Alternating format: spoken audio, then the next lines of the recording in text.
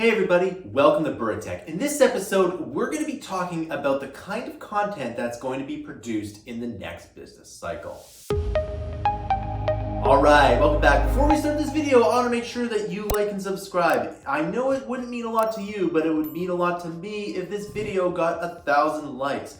Also, we want more subscribers on this channel. Remember that this channel doesn't do a Patreon, instead we sell our digital products down below. The more money we get from the content that you buy below, the more content we can make. Alright, so the coronavirus is an absolute game changer. Life after this coronavirus epidemic is going to be quite different than when it was before. And this is from everything from the way business is conducted to the content that's going to be created. Now, if you want to make an app or a game or even a business, it's going to be a different set of variables that's going to be successful in this next business cycle versus the last one. The last business cycle had a lot of hedge fund money that would prop up pretty much any idea and give it a ton of backing. And what would happen is that these hedge funds could not make a mistake, meaning that if an idea that was mediocre got funded, then that idea would continue to get funding so that the hedge fund would not be left to dry.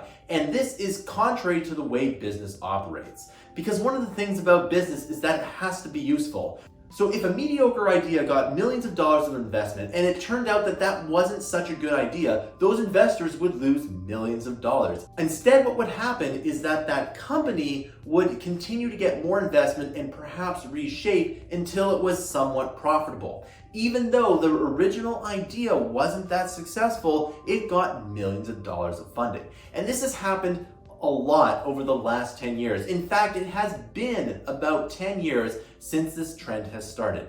And over the last 10 years, there have been companies that have received millions of dollars of funding and are not profitable even to this day. So what a lot of investors were wanting to do is do the Amazon model, become a monopoly, and in order to do that, you would need to raise a ton of capital. Once you become a monopoly, then you can basically charge whatever you want.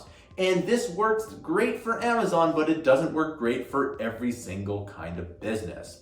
So as a result, as of today, there are a lot of businesses that are way overvalued for what they actually are. And I bet you there's going to be a lot of businesses that are going to be written off for millions of dollars, if not tens of millions of dollars. The VC model does work, but in the last 10 years, there have been a lot of missteps. In fact, whenever I opened up the news, I would hear that there is some company that's getting millions of dollars of funding and they haven't even released a product yet. This is not really indicative of the way business has been done over the last 50 years. So how do you make products and how do you make content that's going to be amazing in the next business cycle? So the businesses that are successful in major recessions are businesses that are hyper practical and hyper useful, meaning that there is a product that people absolutely need to survive. These are things like shelter or housing, food, education, anything that you absolutely need to get ahead. What is not going to be in demand are frivolous products, because people will not have money to spend on frivolous products. The most concern that people will have is paying their rent or their mortgage, or paying other payments such as their car payments. In fact, if you look at Craigslist, there are a lot of luxury cars on there right now. And the reason why they're on there is because people cannot afford to have them. So frivolous items, and especially expensive frivolous items, are not going to be in demand.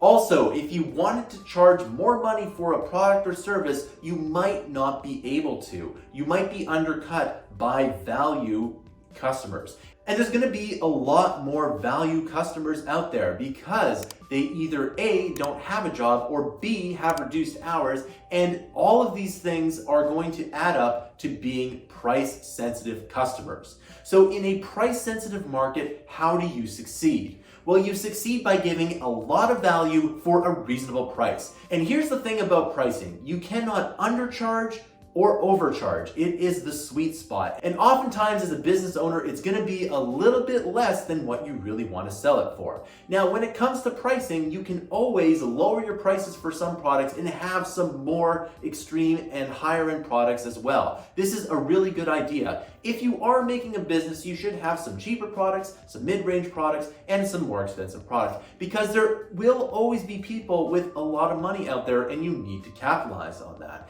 In a lot of businesses, these are known as whales. Now, there's a lot of companies out there that make most of their money off of whales, and whales are customers that basically spend a lot on whatever you are doing, and you always want to attract as many whales as possible. So if people are price sensitive, and chances are you're going to be getting less revenue, what else can you do as a business owner or a content creator to make sure that your business is going to succeed this insanely large recession? One thing you can do is cut down the production of whatever it is you're doing. And one of the ways that I like to do it personally is minimalism. So minimalism is an aesthetic value which less equals more. And personally, I absolutely love this. I personally like the idea of having less, and where it is important for production is that if you do less, you can get the same amount of enjoyment or functionality for less work. And remember, time is money. So one of the things you need to understand in this recession with price-sensitive consumers and probably not getting as many sales for a less price is that time to market is going to be incredibly important, because your product absolutely needs to be out there. If it's not out there, then you cannot make money from it.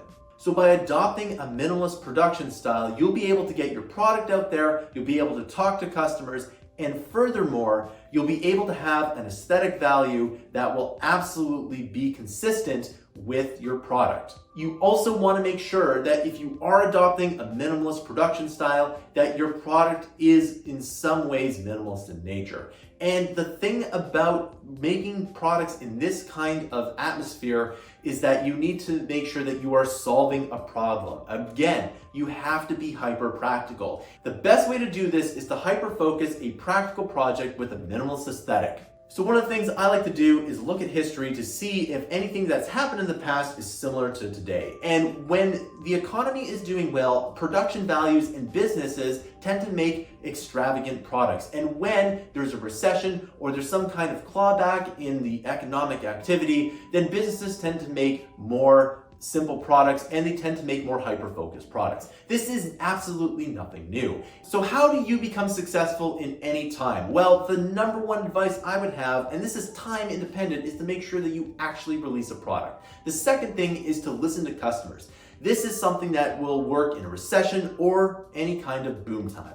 But if you are releasing products in a recession, make sure that you are hyper-focused with something that's really practical, that is priced to sell. You cannot price this too low because people won't value it. And if you price it too high, people won't buy it. You need that sweet spot. And that sweet spot is going to be just a little bit less than what you think you should actually charge for it. Once you have a product, you can have other products or services that are more expensive to get those whales. And those whales will absolutely carry you through any kind of recession.